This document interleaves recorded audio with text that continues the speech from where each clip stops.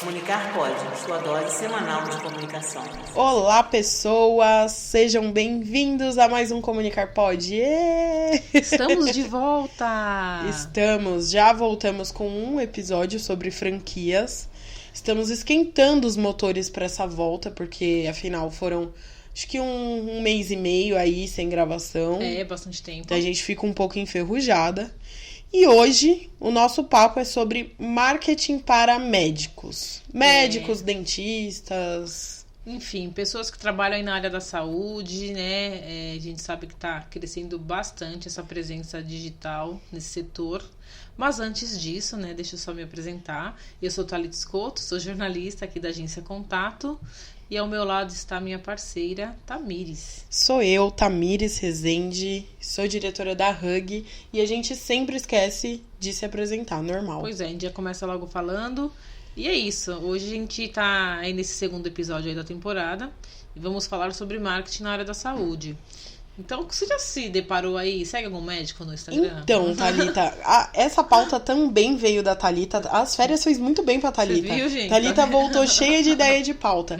Quando a Thalita sugeriu essa pauta, eu muito inocentemente fui para o Instagram buscar alguns médicos.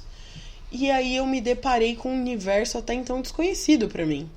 Porque eu atualmente atendo dentistas dentro da Hug. Nós temos clientes que são dentistas. E eu percebi que eu sigo uma dermatologista. Então, eu me dei conta de que eu só seguia ela. Aí a Thalita me passou, vai ver esse médico, vê esse perfil, vê tal perfil. E aí eu me deparei com médicos, dentistas, que são influenciadores e celebridades. Não, tem muito, né? É algo que até veio crescendo nesses últimos anos, né? Com a presença de Instagram, Facebook, das redes sociais. Então a gente tem uma parcela aí de médicos, os mais novos principalmente, né? Que são mais engajados, assim, em relação a essa presença digital. Que, assim, tem ali suas rotinas, registram seus procedimentos, conversam, dão dicas, respondem as dúvidas. Enfim, eles tentam ao máximo humanizar a relação que eles têm dentro do consultório, dentro de hospitais, de uma maneira que o seu cliente, né, o seu paciente entenda, ou participe daquilo de uma maneira mais leve. Então, o que eu mais encontro assim hoje, dentro principalmente do Instagram, eu vejo que é muito mais forte no Instagram do que em outra rede social. A gente tem bastante dentista, dermatologista, ortopedista, ginecologista, obstetras. Tem. E além da área de cirurgia plástica, né? Muitos. E a gente trouxe justamente esse tema para falar porque a gente sabe que quando a gente fala de medicina e comunicação, a gente tem uma série de restrições. Assim como o mercado de advogados também tem, né? Tem. A gente também tem tanto do Conselho Regional, do Conselho Federal de Odontologia e de Medicina, né? Tem muitas assim como restrições. a OAB também rege o mercado deles. Então a gente trouxe justamente porque há regras e há abusos que a gente já observou e acompanhou. Então eu cheguei a mandar para Tamires alguns perfis que assim eu posso dizer que são celebridades, sim, porque são médicos que já estão na TV, que participam... Que pautam a mídia, né? Que pautam a mídia, exatamente. Acontece alguma coisa dentro da casa deles ou com os filhos, esse assunto vai pra mídia, eles viram fontes ali, vão comentar o que tá rolando. Então, são celebridades da área médica. Muito, assim, sabe? eu fiquei chocada. E aí, a primeira coisa que me veio à cabeça é... Quais são os limites do marketing, da publicidade no âmbito médico? Eu acho que a gente precisa discutir isso. Porque uma questão também que me veio à cabeça é... De repente, você ser um médico, um dentista, ativo nas redes sociais, não é a mesma coisa que você ser um cabeleireiro, o jeito que você vai criar o conteúdo? E não é, né? Porque... Sim. É o que você disse, você tem o Conselho Regional, o Federal. Então tem muitas questões éticas que envolvem a produção de conteúdo dentro da internet. Então, nós trouxemos aqui alguns tópicos pra gente abordar. Eu acho que a gente pode começar do mais crítico pro mais tranquilo. Sim. Conselhos regionais e federais.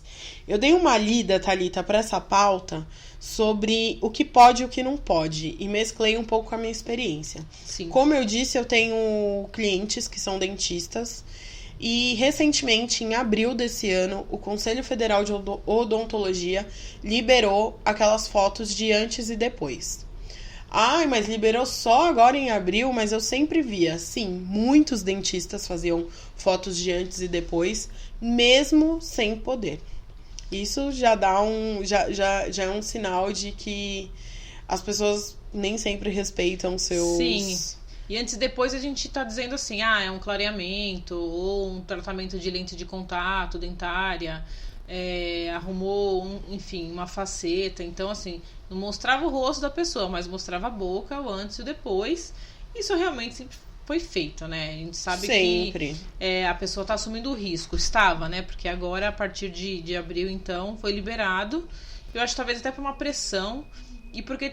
Enfim, o próprio conselho deve ter observado que eles tinham que fazer alguma coisa. Sim, e por que não podia, né, Thalita? Porque dentro do Conselho de Medicina e de Odontologia, dentistas e médicos, eles são proibidos de prometer resultados. Então, eles não podem falar, olha, se você fizer essa cirurgia... ou se você fizer esse tratamento, o seu dente vai ficar na tonalidade tal. Isso é proibido pelo Conselho Federal de Odontologia, por exemplo. E no de medicina também. Um médico não pode prometer um resultado de um tratamento ou de um procedimento cirúrgico. Aí foi liberado. Aí vem minha crítica, Thalita. Vou contar algo que aconteceu lá na Hug, que eu quase tive um infarto. Minha cliente me ligou desesperada numa segunda-feira de manhã que ela recebeu uma carta do Conselho Federal de Odontologia, uma notificação sobre o uso indevido do antes e depois. E a gente nunca tinha feito antes e depois, antes da aprovação do Conselho Federal de Odontologia. Quando foi aprovado, eu, como profissional de comunicação e marketing, eu tive muita dificuldade de entender em quais termos estava aprovado. Porque se você entrar no site do Conselho Federal de Odontologia, ele tem... as informações são muito superficiais ali dentro. Então, ele coloca lá que foi aprovado, que agora pode usar, mas não em quais termos. E aí, quando eu recebi essa notificação, que minha cliente recebeu essa notificação, eu entendi como que o antes e depois podia ser usado. Ele pode ser usado, obviamente, com a autorização do paciente. E segundo, ele tem que ter, lá no fim da postagem, o nome do cirurgião dentista e o CRO dele, o registro dele. Então, esse procedimento foi realizado pelo cirurgião dentista tal, do CRO tal. E a gente não tinha colocado isso. Por quê? Porque essa comunicação, essa liberação do Conselho Federal de Odontologia foi muito superficial. Então, você entrava lá no site e tinha uma notinha de agora o antes e depois é liberado. Mas não como ele deveria ser feito. Detalhado e tal, né? Exatamente. Então, essa é uma dificuldade. Eu tentei, na época, antes da notificação, entrar em contato com o Conselho Federal de Odontologia.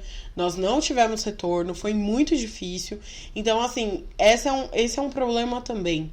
Os conselhos federais aí, eles estão aí para regular o mercado, mas ao mesmo tempo eles também não estão, porque se um dentista, se um profissional, ele tem uma dúvida quanto à atuação dele naquela parte de como que ele pode atuar, como que ele pode postar, como que ele pode fazer sem violar uma regra, nem sempre ele tem esse apoio. Tanto que na notificação eles pediam para enviar em um e-mail de uma advogada do Conselho Federal de Odontologia as alterações solicitadas para a página, e eu mandei e ela nunca me retornou. Ou seja, nós recebemos uma notificação de uma irregularidade dentro de uma página de Facebook, nós fizemos a alteração, nós mandamos para eles e nenhum ok nós recebemos. Então é uma comunicação meio truncada, né? Demais. Então, mas é algo que é um alerta, eu acho, também para os dentistas, para médicos, que tem que ter uma questão ética, né? Um certo respeito pelo que está sendo feito ali dentro. É fundamental, né? Inclusive com o paciente, nem todos querem aparecer, nem todos querem estar ali, né? Sim. Então, o interesse do médico, acho que ele não pode estar acima do interesse do paciente, né? Existe uma certa privacidade. E aí, dentro desse pode e não pode, o que não pode, Thalita? Um médico e um dentista não podem fazer vídeos de procedimento. Então, do desenvolver ali da cirurgia, ou de repente, sei lá, da colocação de uma faceta. Não pode, isso não pode. E assim, algo que eu já vi acontecer. Comentei ainda com a Tamires nos bastidores aqui. Tem um cirurgião plástico, alguns, que assim, já peguei o cara saindo assim do centro cirúrgico. Eu tirei 1 litro de gordura, aí mostra a gordura. Eu, particularmente, não gosto disso. Não. Né? Eu não faria se fosse o médico, mas assim, existem esses limites, né? Ele não tá mostrando o procedimento em si, tá mostrando o que aconteceu depois. Fala um pouquinho do histórico da paciente, do paciente, enfim. Não fala nome, nada, mas ele tá ali, ó. Tirei hoje 1 quilo de gordura porque eu vou fazer uma enxertia, não sei do que, e começa a falar ali, enfim. É bem... Dentistas fazem muito isso. De postar, saiu da boca aberto. Gente, eu acho que é uma questão também de coerência, né? Sim, com certeza. Tem gente que adora ver sangue, adora ver... Mas não é uma coisa legal de você estar ali, você de repente está almoçando e passando ali no seu Instagram, e aí você se depara com uma imagem de uma cirurgia, de um peito com um buraco e um silicone sendo enfiado ali. Sim. Então, assim, não acredito que as pessoas achem isso normal. Não é uma Legal coisa de normal, ver, né? é apelativo. Eu acho que existe um termômetro dentro das redes sociais e da comunicação que eu uso muito para os meus clientes, que é assim, é apelativo. Se for apelativo, já acendeu um sinal vermelho. Porque normalmente o apelativo ele não é legal, não é uma coisa legal. Então, eu acho que é uma coisa que os médicos e dentistas eles precisam se atentar. E outra coisa, Thalita, muito importante: valores de tratamentos não podem ser Divulgados. informados dentro das redes sociais. Não, com certeza. Até porque aí entra naquela questão ética, naquela exposição, isso não pode. O que eu percebo também é que as pessoas fazem muitas perguntas, né? Então, o seguidor tá lá, mas doutor, como é que eu faço para fazer tal coisa? Eu gostaria de fazer tal procedimento. Meu filho tá com não sei o quê. Você vê que a maioria não tem resposta. Porque você não vai... Não é uma consulta pública. O médico também não pode dar um diagnóstico abertamente, né? Então, também... o leigo, o seguidor leigo não sabe sobre isso, né? Mas o médico em si... Ele não pode sugerir um diagnóstico dentro de uma rede social jamais. E garantia de resultado também não pode, é algo que nós já falamos. Sim. Não pode, um médico não pode fazer. Tem uma questão que eu acho interessante, que eu vejo que muitos médicos participam, e que o Conselho Federal de Medicina, ele aponta que um médico não pode participar de uma campanha social sem ter como único objetivo informar ações de responsabilidade social do profissional ou do estabelecimento de saúde. Então, por exemplo, um médico não pode promover um dia da saúde em um orfanato, por exemplo, só pra se autopromover. Então, olha como minha clínica é boa, como eu sou bonzinho, como eu me preocupo. Ele não pode fazer isso como uma autopromoção. Então, é um cuidado que tem que se ter, principalmente quando vai se fazer a divulgação disso, porque é normal que façam. Então, tem que observar qual vai ser o foco dessa postagem que você vai fazer. É bem delicado, precisa pensar nisso antes de fazer. A gente tá falando muito de redes sociais, né? Aqui a gente atende médico para assessoria de imprensa. E a gente também tem alguns cuidados quando a gente fala desse tipo de divulgação. Nós atendemos os médicos via assessoria e também fizemos produção de conteúdo para jornais da área veterinária. E a mesma coisa, você falou que minha cliente foi acionada pelo conselho. Quando a gente estava fazendo a produção de conteúdo para esse jornal veterinário, também alguns detalhes aconteceram lá com eles. E assim, cada médico que você vai citar numa matéria ou numa entrevista, você precisa colocar o número dele do código, do conselho, no caso, né? Correspondente aonde ele está inscrito. Assim, isso é obrigação. E isso não acontecia até pouco tempo nas redes sociais, né? Não. Então agora algo que eu comecei a observar, todas as postagens tem médico tal, o CRM dele, ou o CRO.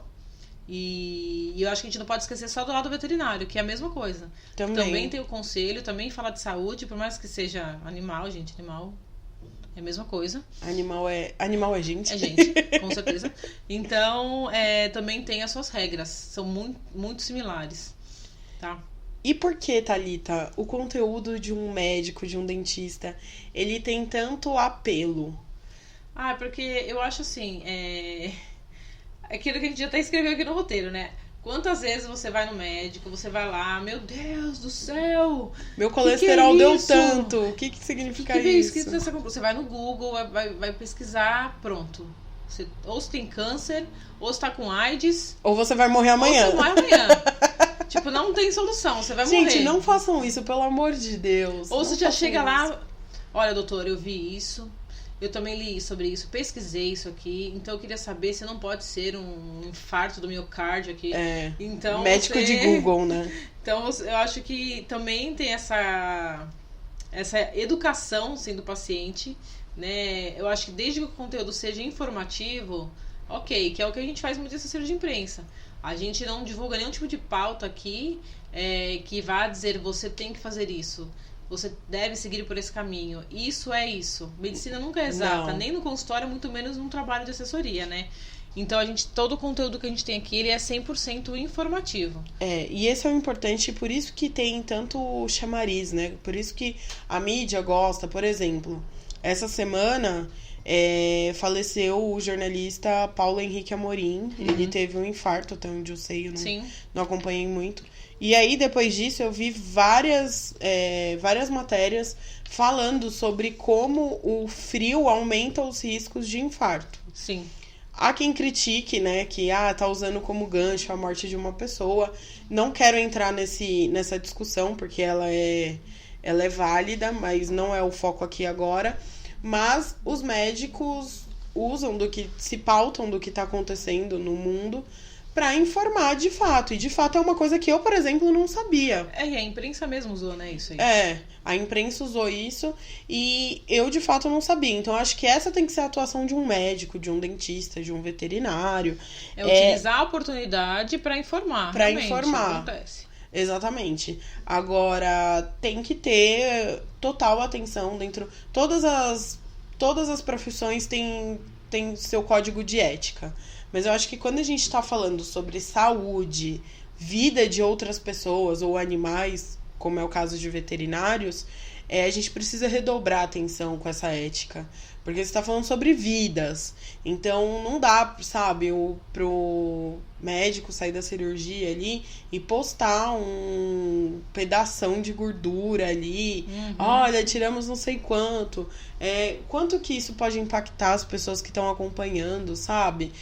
A gente tá vivendo num cenário em que a internet, cada vez mais, ela tem força. Então a gente precisa ter muito cuidado com o que a gente posta. Não é querendo ser a tia chata do almoço de domingo, mas é muito importante que todos os profissionais tenham cuidado, principalmente os de saúde. Tem que redobrar esse cuidado. Não tem a ver com saúde, mas tem a ver com exposição também. Muitas ONGs, principalmente de animais, elas postam imagens fortíssimas. Inclusive, não sei se você acompanhou, não tem a ver com marketing médico, mas uma ONG de Maceió, ela foi presa, a dona, por estelionato. Não sei se você acompanhou. Não. Ela pedia doe R$1, vivia pedindo isso, e era uma... Eu falava, meu Deus, será que eu sou muito crítica ou meu bom senso não permite acreditar nisso? Tem alguma coisa de errado?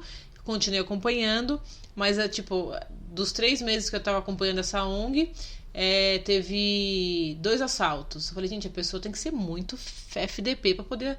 Muito zicada, né? Não, pra poder assaltar uma ONG e roubar material de construção. Pra mim não tava colando. Então, no dia seguinte que ela falou disso, né, ela foi descoberta que teve gente que doou R$20 mil, né? Caramba. Ela foi presa por estelionato, porque não existia ONG, não existia nada do que ela tava falando. E nesse caso, era uma ONG que postava muitos animais, assim, com o olho aberto. Atropelado, ensanguentado, quebrado. Assim, era um negócio que, assim, as pessoas criticavam embaixo, gente, dizendo, pelo amor de Deus, coloque que são imagens sensíveis, que, né, pra pessoa clicar e querer ver aquilo. Assim, você pegava seus 30 primeiros comentários, era disso. Gente, eu entendo o trabalho, legal, mas assim, pega leve, não precisa expor de jeito. E no fim, eram imagens falsas, que, enfim, deu um problema enorme. Depois eu te passo aí o nome, porque... Quem sabe a gente fala mais disso no próximo episódio. Exatamente. A dimensão que você tem, a crença e como que isso pode mexer com a cabeça das pessoas. Com certeza. E principalmente na área médica, né? A gente tá falando aí de um... sensibilidade, de você... Você comove as pessoas. E meu... É complicado, né? Precisa ter atenção. E aí a gente tava falando de assessoria de imprensa. E como que a assessoria de imprensa, ela atua para um médico?